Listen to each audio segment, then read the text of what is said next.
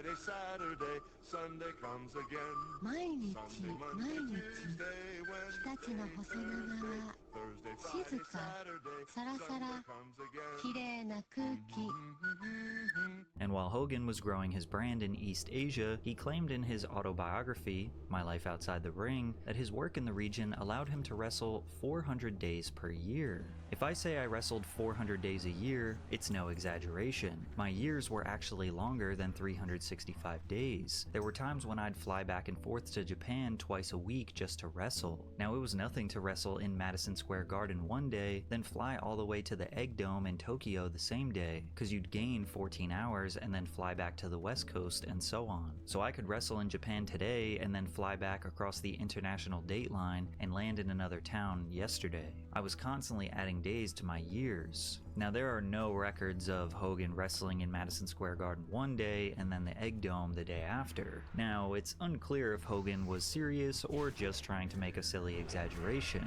but his wrestling 400 days per year has become a meme to poke fun at his relentless lies. Regardless, it's safe to say that Hogan was a huge star in the wrestling world. At the time, the United States had defined territories that different wrestling federations controlled. Hogan was one of the few who wrestled in basically every territory. He was able to help draw new interest locally and sell tickets since he was a national star. He said in his autobiography that he was the first wrestler to walk out to the ring to music, revolutionizing the sport. But Sergeant Slaughter, Chris Colt, Mildred Burke, and wrestlers from the 50s and 60s had entrance music. However, major changes were on the horizon. Vince McMahon bought the WWF from his father, the territory that controlled the northeast sector of the US. Vince was planning an all-out takeover of the entire industry. His vision was to sign the best and most popular wrestlers exclusively to the WWF, so they could not wrestle in any other promotion but his own.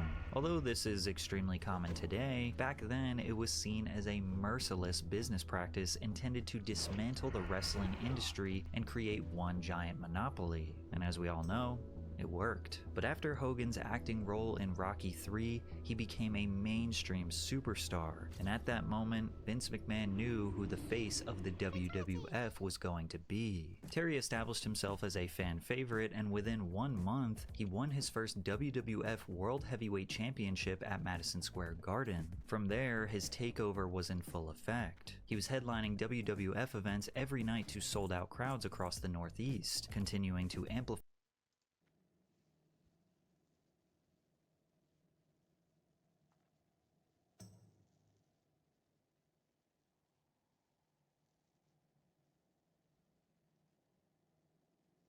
Dead. Goodbye.